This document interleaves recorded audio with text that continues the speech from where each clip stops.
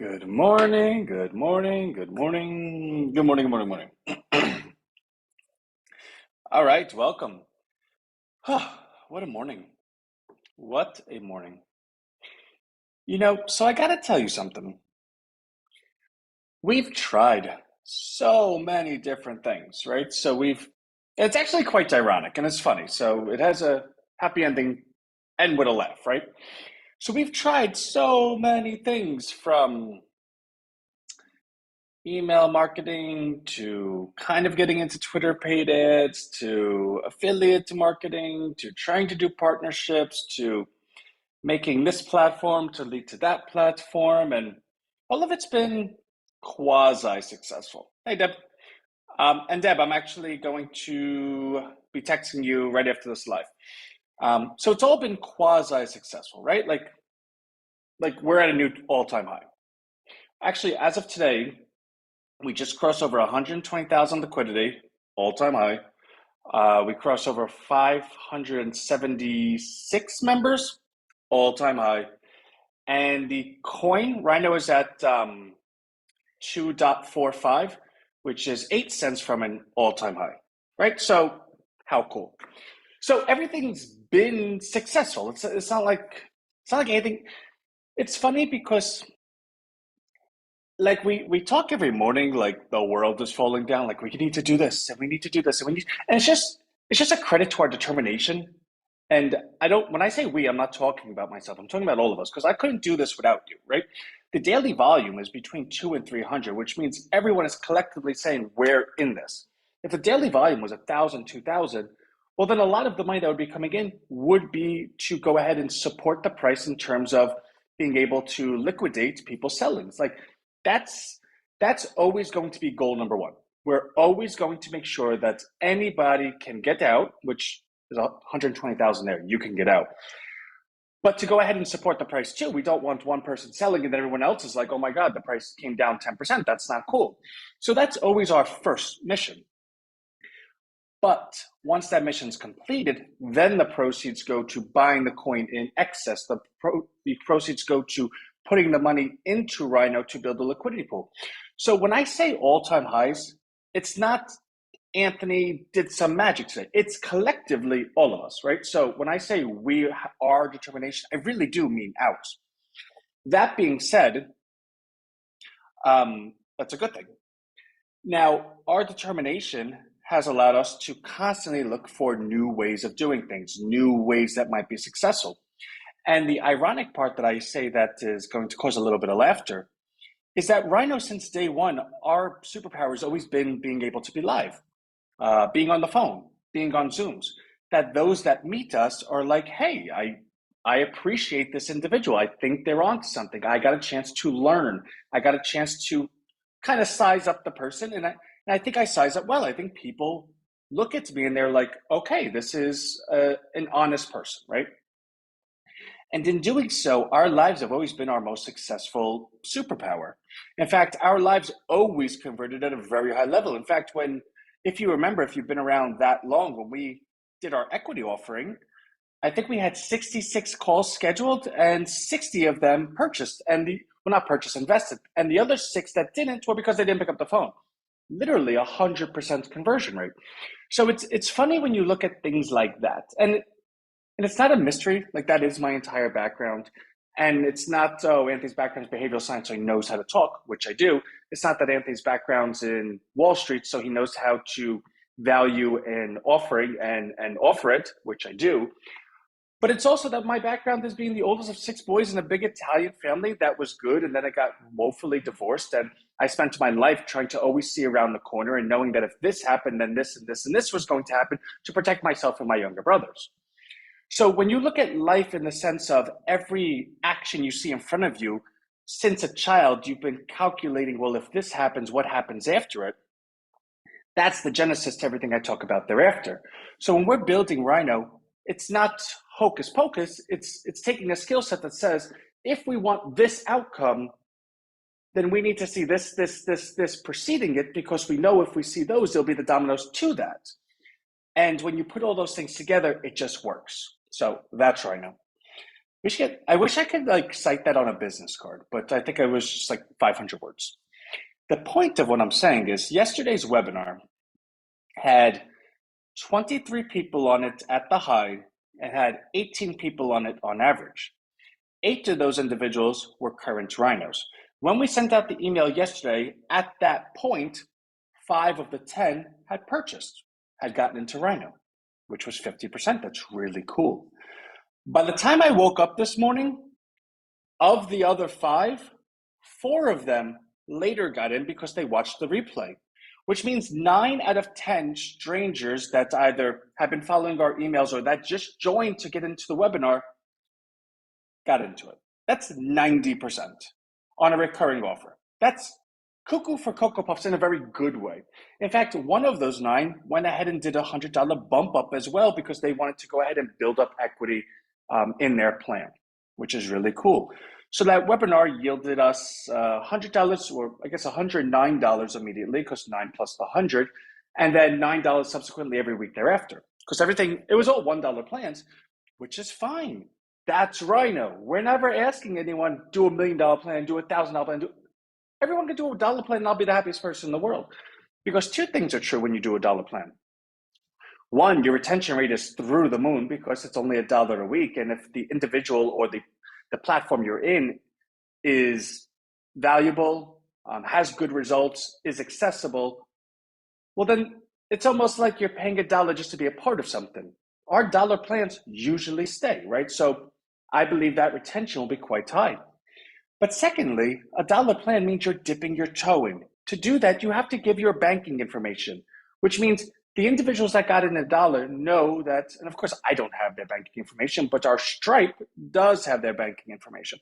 You need to trust someone pretty implicitly to go ahead and offer banking information to purchase something from them on a recurring offer. Because realistically, okay,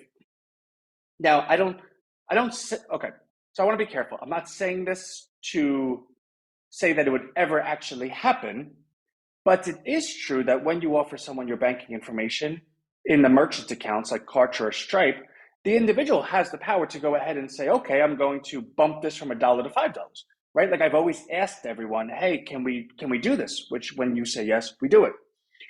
Now, if you ever did that unauthorized, the individual would go ahead and report it, and your business would come down pretty quickly because that merchant account would say, hey, whoa, I see what you're doing. A lot of people are complaining. We don't want to do business with you. So my point is, it's not me saying I wouldn't do that because I'm a good person, which I am. But even if I was the most bad person in the world, it doesn't make sense business-wise, right? We have 600 recurring offers every single week. Would we ever get shut down because we thought so short-sighted? But that's because you know Rhino is a long-term venture. How many ventures out there are very short-term that want to show you something, a shiny object, and they're totally interested in just getting as much money as possible from you? The point being, the individuals that get into Rhino don't know the difference between the two. They think they know. They look at us and say, I think with a high probability this is a good place. But it doesn't mean that you think they haven't been surprised before, right? So when someone gets in at $1 offer, it's one of 2 things. Either they're just dipping their toe in and they're like, all right, $1, this is worth it to me. Or they're saying, let me just get in $1, see how this goes, and I'll move it up later. In fact, the majority of everyone that ever got in has moved their plan up at least once. Now, of course, some people have brought it back down. Life happens, economy happens, whatever. But I would say probably 70 to 75% have moved their plan up at least once. So when we see dollar offers come in, I keep saying offers, dollar plans, we're always going to be happy. Actually, I'm sorry, one of those was a $5. And they did $5 because $5 wasn't offered. So they did quantity of 5 of $1, which meant they actually had to press a button 5 times. And it's just cool stuff, right? So that worked out really well. Our Twitter hasn't worked out very well. In fact, I believe of the 10 new people that joined yesterday, maybe 2 or 3 of them were from Twitter. The other 7 were probably from our email sends. I think 2 days ago, that email send had 1,500 new people in it. Yesterday's email sent had 7,700 new people in it, which, whether it was just by design or whatever, And it was funny because I was like, should I send this to these people? About 5,000 of them were pastors or priests or something. And I don't make up the list that I find. It's just the list that I find. So I'm like, I've found out in sales, if you give the person a reason not to join, well, they're going to accept the reason. So if I said to myself, well, I'm not going to send it to a priest because he'll never get in. Well, what am I really saying? That our offer and what we're doing doesn't rise to the level of someone that's spiritual to go ahead and agree and see what we're doing. That maybe we don't actually really believe we're going to save the world, because if you think about what a priest is doing through religion, they're trying to save the world. They're trying to redeem people's souls. They're trying to show them a better way. So when you think about any kind of marketing, you naturally would say, I'm not going to send this to priests or rabbis or any of those people, because it seems a little ugly. You don't mix religion and money. But if your mission statement is actually commensurate and aligns with what their mission statement is, well, then maybe one or two would join. So I don't know how that's going to turn out, but I know about 5,000 of the 7,700 we sent out yesterday were just priests across the world. So that'd be kind of cool. Who knows? Maybe we get a whole bunch of priests and we get blessed, right? Rhino gets blessed. Religious, yeah. Oh my God, so cool. All right, so I'm really happy that I didn't disqualify them. And which is funny, because when Rhino says we don't disqualify anyone and that everyone's equal, well, that's the corollary, right? Okay, we're not going to send it to priests. Well, what did you do? You disqualified them. No, we don't. But I do think out loud, because if someone's like, Ant, that's surely crossing a line, I would say, oh, you know what? You're right. Let's not do that again. So today we edited our Twitter a little bit, the marketing, the message. Instead of inviting the person to our webinar today, I coded it to implore them to come. Instead of us thinking it'd be good that they would fit in perfectly, this is why they need to join. So there were stronger calls to action in them. And instead of following the people that we did follow, we made it more specific to Dogecoin. So the actual Dogecoin handle, Slum Dogecoin Millionaire, I think it's called. It's a really popular Dogecoin influencer, and two other ones. And then there's one influencer that I just like a lot. This is Lady Wendy. She's really pretty, really, really funny, really charismatic. And I say the pretty part not because like ooh la la, but there's certain characteristics that make people like someone. It's either that they agree with you, you're from the same place, you're going to the same place, or you're attractive. That's like, there's only 4 things that make someone like you. And I believe she has all 4 of them. So to leave one out would just be silly. To say it first might be ooh la la, but I don't think so. But a lot of people join, and you would think that people who join her are more casual. Like, of course they're into crypto, but are they so, oh my God, I want to know the ones and zeros of it all? Or are they like, oh, this is she speaks really well, she's pleasant to look at, she's funny, so this is kind of an entry level in. And if that's the case, well, then those people would be quite valuable to us, because we're not citing or promoting some complicated get in here and this is going to go here and here. No, we're actually kind of, you could call us entry level crypto, right? Like, it's very easy. Everyone's involved. You don't need to press many buttons, and it makes sense. And we explain it every day. So again, we're just still going to test. And when we get what we're looking for, then we'll scale. So every day is a new venture, but we have all 4 of them going today. We started it an hour ago, which means probably by 1 o'clock, we would see 5,000, 6,000, 7,000. Oh, actually, Twitter doesn't let you do that many in a day. So anyway, we'll probably see 3,000 or 4,000 tweets sent out, and we'll see how many join. Who knows? We capture their email information, so it's new leads nevertheless. So that's going well. I got to get up with our Rhino bot department. I spoke to them last night at 7:30 p.m., right before I went to sleep. They had resolved our server issues because that was a part of it, and said they would be working on it the rest of the evening. I'm cautiously optimistic that's a good thing, so we'll find out. The funny part about our Rhino bot department is they're like complete night owls. So they start working at like 6 or 7 o'clock p.m. and then they sleep till 1 or 2 p.m. And it's not because the individuals are lazy, they just have messed up sleep cycles. So that's that. Events on Rhino Street, I plan to be completed by Monday. In fact, I sent a really strong message to that point that I plan for it to be completed by Monday, so that's a good thing. What else do we have? Oh, I have to. So I'm going to try. Well, I'm definitely going to get started with it. I don't know if I'll finish it, but I plan to finish it by Friday. If I can finish it today, even better. I plan to start coding in the ability for anyone to purchase Rhino with Bitcoin. In which case, those that have a bunch of crypto that are like, I have crypto, I use crypto to buy crypto, I don't use dollars to buy crypto because I already use dollars. Now my bank account is my bank account. This is what I have. We don't want to disqualify them. In fact, that's probably a really big market of people that just have a bunch of crypto in their wallet and they're like, well, you don't accept that? That's weird. Which means we're going to allow the acceptance of it for all of our platforms, right? So imagine Rhino Wealth or Rhino this, Rhino that, accepting Bitcoin. So I'm going to get started with that today. Let's see where it takes me, right? Speaking of Rhino Wealth, we sent out an email earlier, so I'm going to just give you the website to get in, which I did yesterday, but I think yesterday I did it only because we're getting close to something, and then today we got there. So we always do 20 red and greens. Oh, well, thanks, Deb. We do 20 red and greens, but today one hit 19 red and green, and I know the algorithm, I built it, and for it to not be a 20 red and green tomorrow, it would have to go up 10 points, which means one of two things.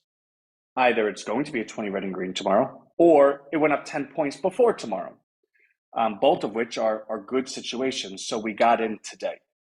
So if you're into stock options and stock market trading, upon getting in, again, it's a 14-day free trial, right? So upon getting in, though, you will get a confirmation email that cites exactly what we did. So if you want to follow us, you can. Again, it's not advice, it's not recommendations, it's not suggestions that you need a license for, and that's a felony for anyone to do. All we do is share what we're doing, and if you are monkey see, monkey do, God bless, right? So that's that. I guess that's everything. I think we kind of covered all the bases. So everything's going good. New all-time highs across the board. And what do we always say? All time is a long time. If you ever see me looking out, this office that I'm in has the highway in front of us. And sometimes I just like look at the cars and I'm like, whoa. Or someone's pulling up to a parking lot that I could see as well. So don't ever think I'm not looking at you, right? Well, I guess I'm not, but love you more. All right, let me go. Let me get back to work. And if you are on the 1 o'clock today, I will see you again. And hopefully we have a bigger showing. Oh, actually, so on the Rhino ledger, if you scroll all the way to the right, and it's not that it's hidden, but it's just not it's not valuable yet because we need enough data to be able to decipher what the value of the data is. We started two columns. One is new Rhino webinar signups. The following column is number of Rhino webinar participants. And we believe after a month's worth of time, we'll be able to say, okay, this was the trend the previous 6 months. This is the trend this month. What changed Rhino webinar? Meaning Rhino webinar contributed X or minus to the natural trend and percentages, which means if we could identify Rhino webinar attributed 10% additional growth, well, then we can go ahead and extrapolate out 10% going forward so that our Rhino numbers and our Rhino members and our Rhino price is more accurate. Which again, the name of the game is if we all know what's around the corner, go back to the beginning of this call, then you're not scared of it. You know how to handle it. And if we all believe what's around the corner is a good thing, even better, right? Okay. Love, love, love, love, love, love, love, love, love. All right. Love y'all. I'll see whoever at 1 o'clock. It's obviously not an obligation. We're going to be sharing Rhino. Otherwise, I'll see everyone tomorrow, 10 a.m. Love y'all. Bye.